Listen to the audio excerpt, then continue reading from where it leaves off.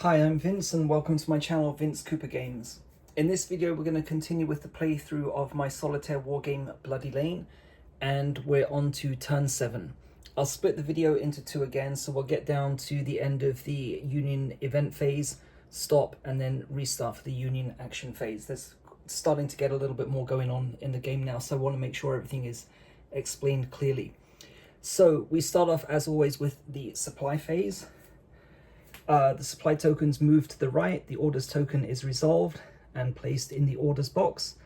I need to remember to use that in the Confederate action phase. An orders token allows you to re-roll one of the Confederate action die. Okay, the other supply tokens move to the right, and we now have to choose whether to place reinforcements, ammunition, or another orders token there. And okay, I think I'm gonna have to send some more ammunition along. We haven't used any ammunition, so much ammunition at the moment, but we're gonna have to start using fire actions in the Confederate action phase, so the minia values is gonna start going down. Okay, so that ends the supply phase. Next is the reset Confederate artillery phase. The Confederate artillery is reset. They all have an artillery ready token attached.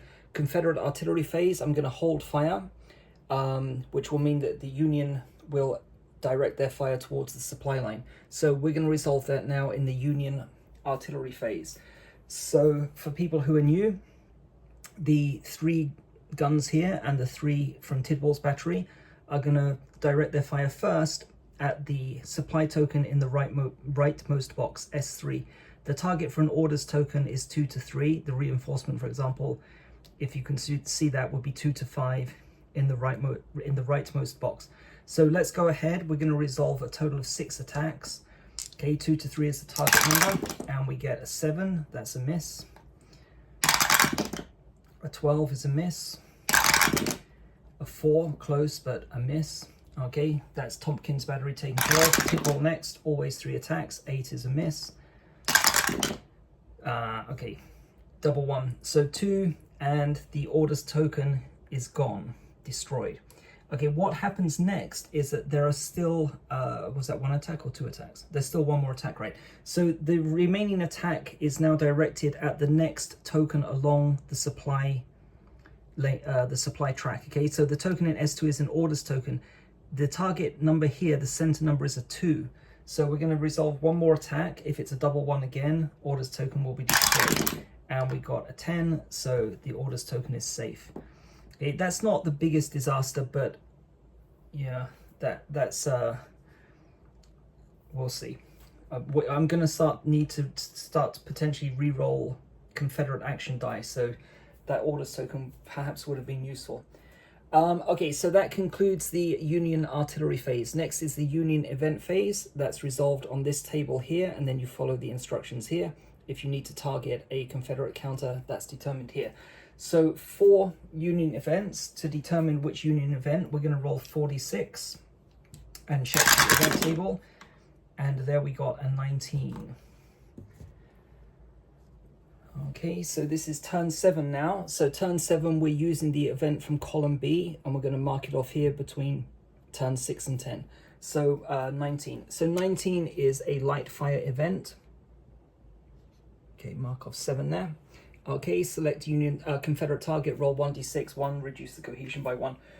Shane, my good friend Shane, has pointed out that in order to save a little bit of time, it makes more sense to roll the attack first, then if it hits, we'll determine the target. Okay, so this is the to hit roll. Okay, if it's a 1, then we'll determine the target to save a bit of time. Okay, it's a 2, so no effect. Okay, that's the first event. 46 again, event number 2. Okay, that's a 16. So if we come back to the table, 16 in column 2 is heavy fire. Okay, heavy fire is 1d6 again, but this time 1 to 2 will reduce the cohesion by 1.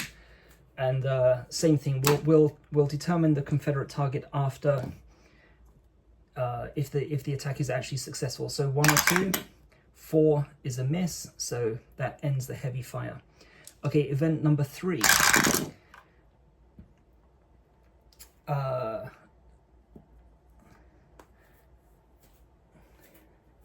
So we've got a 16 has been resolved. So we go to the next higher one, 17, 18, 19. So 20, column B is a reform.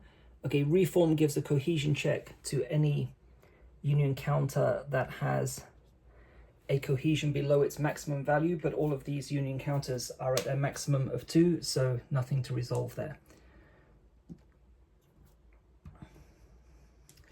Okay, 46 again, last one again. Okay, 20. Okay, so 20 column B is the one we've just tried to resolve. So we're going to go to the next higher number one. 21 column B is heavy fire. Okay, so that's going to be 1 to 2 is a hit, and we'll determine the Confederate target if there is a hit.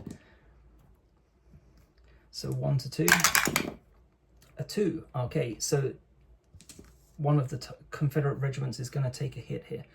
Okay, so we roll 1d6 to determine the target, as indicated here, and we get a 3. So 1, 2, 3. 14th North Carolina takes a second hit, so their cohesion is reduced from 4 down to 3. Okay, and as you can see, we now have 1, 2, 3, 4 Union events marked off as having been resolved in turn 7, and that concludes the Union event phase. So I'm going to stop the video for now, and I'll come back in a minute.